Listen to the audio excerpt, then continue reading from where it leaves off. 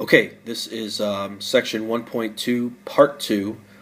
We talked in the previous video about domain, range, and continuity. In this part, we're going to talk about actually lots of different concepts, including asymptotes. First, we'll start off with increasing and decreasing functions. Guys, this is actually pretty simple. You're going to read the graph from left to right, and then you're going to describe the intervals where the function is increasing, decreasing, or remaining constant. So for example, at the bottom here, it says, obviously, like I just said, it says identify the intervals where the function's increasing, decreasing, or constant.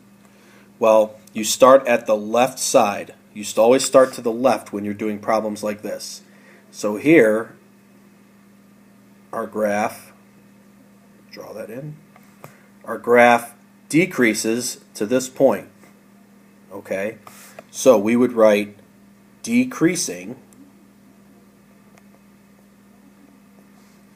on the interval from negative infinity, because this never ends up here, to negative 2. Now, there's a point at negative 2, so we would bound that in with the bracket. Okay. Now, as you can see, the second part of the graph, this straight line here, is constant. Okay?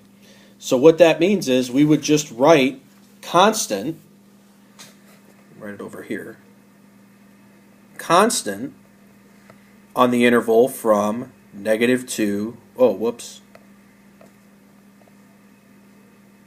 Actually, that should be negative 1, I screwed up. Over here. I was looking at the y's. You have to look at the x's. My bad. So, from negative 1 to 3, the function is constant. Okay? Now, from this 3, we go up to 5, 2. So again, we're looking at the x values. I screwed up before. It shouldn't be the y's. It's the x's. So it's increasing from 3 to 5. So in this interval right here. So it's increasing from there to there. Now, from 5, it goes back down. So we have to add another interval for decreasing. So it decreases from 5 to infinity. So there's 5 intervals there. Okay? 5 intervals. Or actually 4. What am I? I can't count to 4. Ugh. So there's 4 intervals. Okay? Decreasing, constant, increasing, decreasing. And again, what you're doing, you're just looking at the x values and writing the interval notation. Yikes, rough start. Okay, boundedness. Okay, when we're talking about whether a function is bounded, we are always talking about the range. Not the domain, the range. Therefore, it helps to find the range first. Now, if a function is bounded below, that means there is a number less than or equal to every number in the range. In other words, guys, I'm going to use parabola as an example. See where the vertex is at the bottom? That's a minimum, right? That's at the bottom. So if the function, or if the graph only has a minimum, that means it's bounded below. If the parabola was upside down, now the vertex is a maximum. Okay? That means it's bounded above. Because everything from the top point down happens below. So it's bounded above. It's capped at the top. Now, if it's just bounded, that means it's bounded both above and below, meaning there's a max and a min together. Okay? So that's the difference between those three. Like I said, I use the parabolas because those are pretty easy examples to kind of get the idea of bounded below and bounded above. Okay, so part A. All right, it says to identify as bounded below, bounded above, or bounded. Well, again, we just talked about the example of the parabola. Okay, this vertex right here, okay, is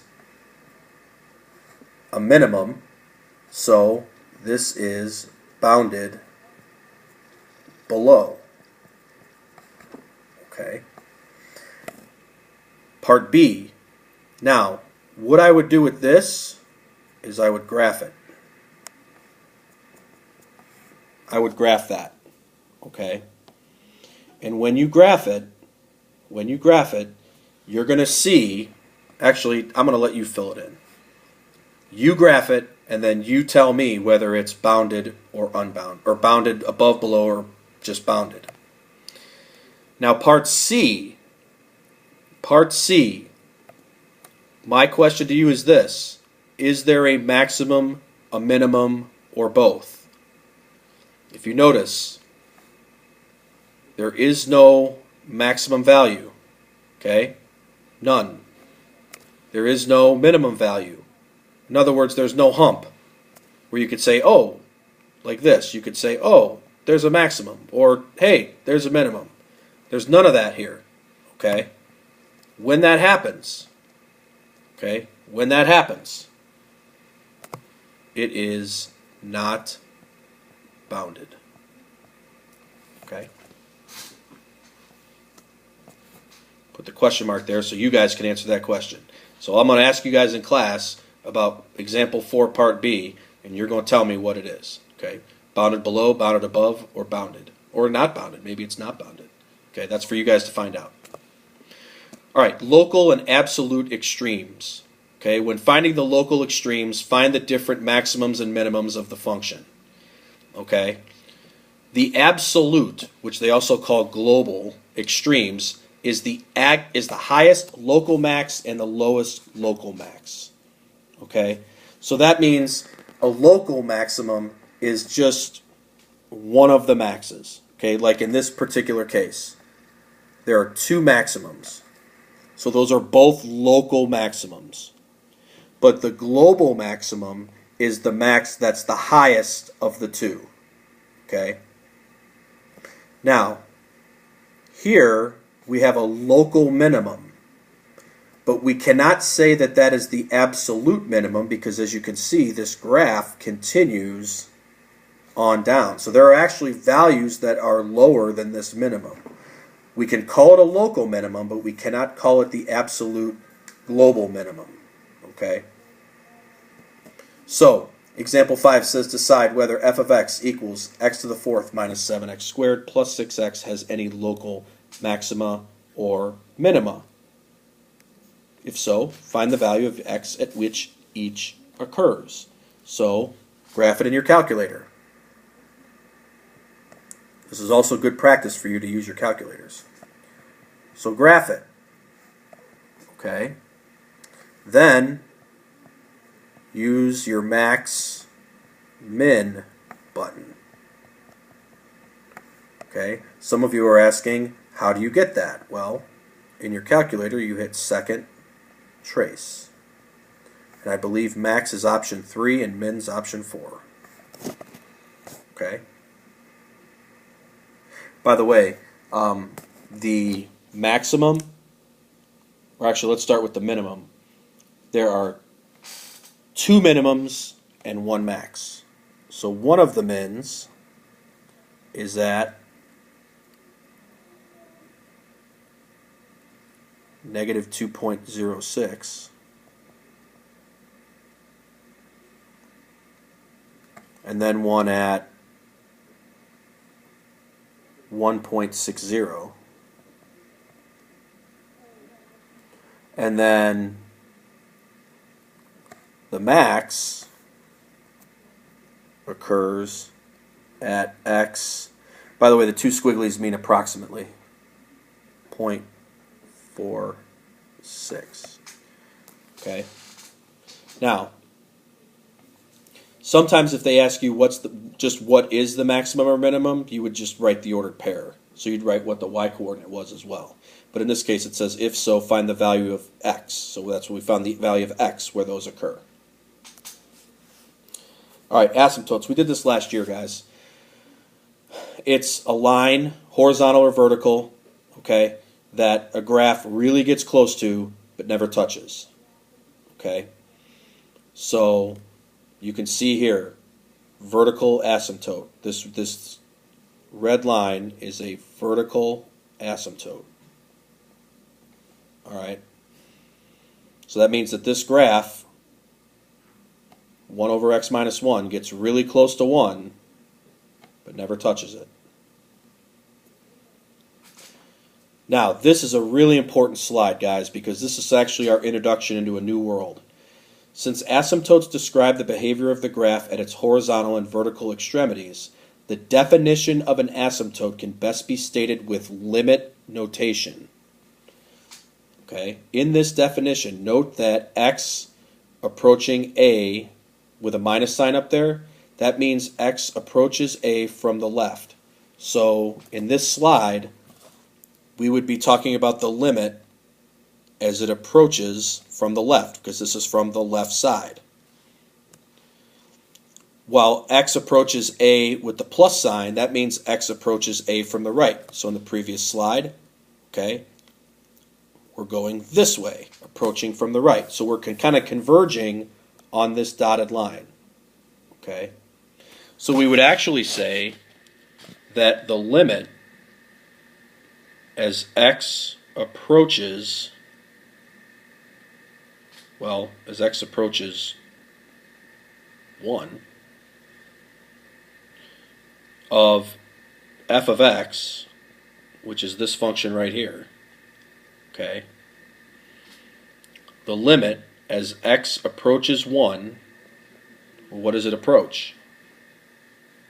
Okay, from the left, it approaches negative infinity, because as you can see, we're coming in from the left and we're approaching 1 and we are going straight down. Okay, now I should put the minus sign because that's 1 from the left. Now the limit of f of x as x approaches 1 from the right. Okay, so now I'm coming here, I'm approaching from the right, and all of a sudden my numbers get super big. So that means as x approaches 1 from the right, that means that the limit of f of x as 1 approaches from the, or as x approaches 1 from the right side is positive infinity. Okay? Now even if you don't understand that completely yet, that's okay, but I wanted to just kind of introduce you to what limits are. Okay? Now, more importantly, how to find the vertical asymptote. Find the vertical asymptote. Set the denominator equal to 0 and solve. So here you go. 4x squared minus 9 equals 0. A couple ways you could do this. Okay, you could factor it. It's the difference of two squares. Or you can just plus 9. Right. I don't like it when this doesn't right. So 4x squared equals 9. Divide by 4. So I didn't really give myself a lot of room here. X squared equals 9/4.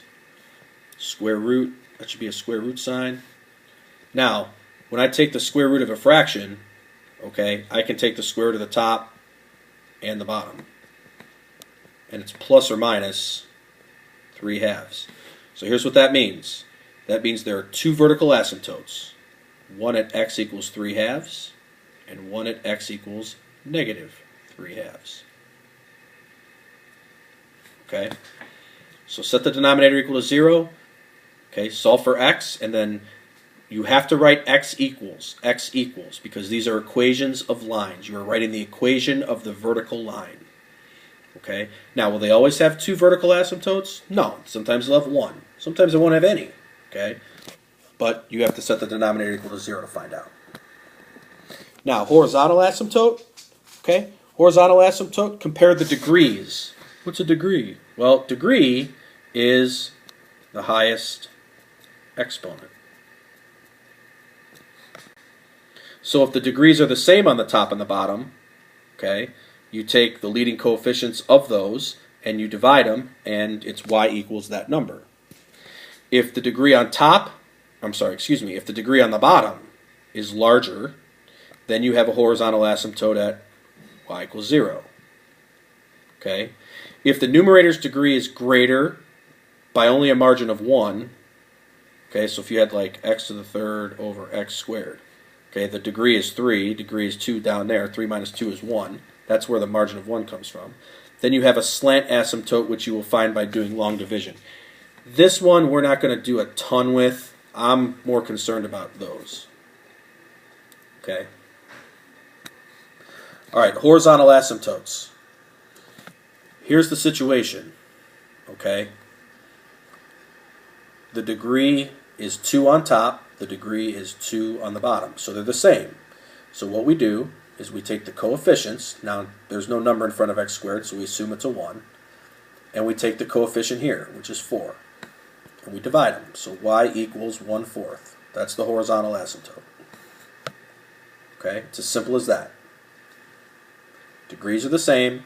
Divide the coefficients. Okay, now we have to find both. All right, so let's do vertical asymptotes first. I always abbreviate that VA. So we set the denominator equal to 0. Now you can factor that. Okay. Set each factor equal to 0. So x equals 2 is a horizontal or a vertical asymptote, excuse me, and x equals -1 is a vertical asymptote.